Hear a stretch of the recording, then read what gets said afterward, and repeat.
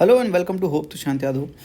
As I always say, UPSC is a game of backward linkage, but UPSC is also the game of awareness. कितना आप aware person हैं, आपके इर्द गिर्द जो चीज़ें हो रही हैं, कितना आप अवेयरनेस रखते हैं. और करंट अफेयर तो मेजर चंक है यूपीएससी प्रिपरेशन का. और मैं इस प्रीवियस ईयर क्वेश्चन के थ्रू मैं आज आपको इस वीडियो में कुछ ऐसे टॉपिक्स बताने वाला हूं जो यूपीएससी प्री 2022 के लिए बहुत इंपॉर्टेंट है. समझिएगा, लास्ट तक वीडियो को देखिएगा. अच्छे लगे तो लाइक ज़रूर कीजिएगा और दोस्तों के साथ, अपने फ्रेंड्स के साथ, फेलो एस्पिरेंट के साथ शेयर ज़रूर कीजिएगा ताकि मुझे मोटिवेशन मिले ऐसी वीडियोज़ बनाने के लिए. वट इज़ आर पर्पज़ और purposes of the marginal cost of funds based lending rate announced by the RBI. तो एमसीएलआर का कॉन्सेप्ट 2016 में आया था और उसी साल यूपीएससी प्री 2016 में ये सवाल पूछा गया कि एमसीएलआर के बारे में बताइए. दैट मीन्स कि आपको अवेयर रहना पड़ेगा कि एमसीएलआर होता क्या है. एमसीएलआर बेसिकली क्या है? For the monetary policy transmission के लिए होता है टू इंक्रीज द ट्रांसपेरेंसी. इसके लिए हमने marginal cost of fund based lending rate को इंट्रोड्यूस किया था. अब पढ़ते हैं option. These guidelines help improve the transparency in the methodology followed by the banks for determining the interest rate on the advances. एकदम करेक्ट स्टेटमेंट है. And these guidelines help ensure availability of bank credit at interest rate which are fair to the borrowers as well as the banks. एकदम correct statement है. Monetary policy का transmission के लिए ही MCLR को introduce किया गया था 2016 में. दैट्स वाई यूपीएससी आज दिस क्वेश्चन. इसका आंसर होगा C, both 1 and 2. But my purpose is not to tell you कि इसका आंसर क्या होगा.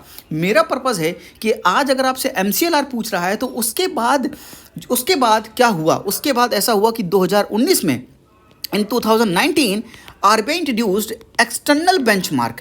यानी एक्सटर्नल बेंचमार्क से अब सवाल पूछ सकता है. क्यों? सब समझिएगा इस चीज़ को. मैं सब क्यों बोल रहा हूँ कि एक्सटर्नल बेंचमार्क से सवाल पूछता है. 2019 में इंट्रोड्यूस हुआ, 2020 में नहीं पूछा, 2021 में नहीं पूछा, अब 2022 में पूछ सकता है. क्यों?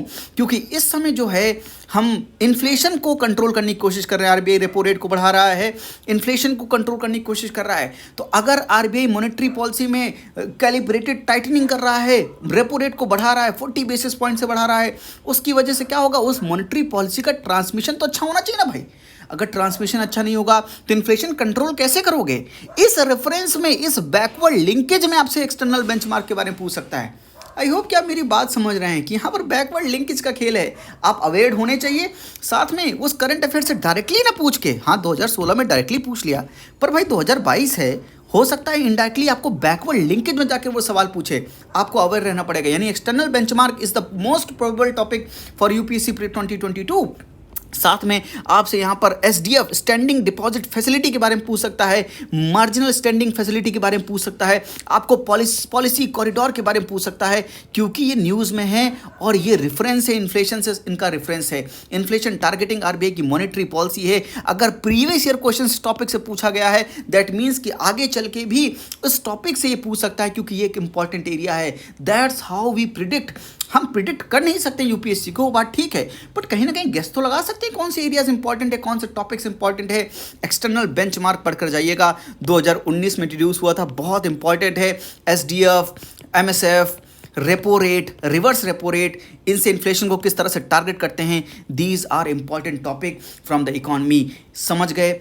इसको पढ़कर जाइएगा, प्लीज़ छोड़कर मत जाइएगा. वीडियो अच्छी लगे तो लाइक ज़रूर कीजिएगा और शेयर ज़रूर कीजिएगा. Thank you. नमस्ते. जय हिंद.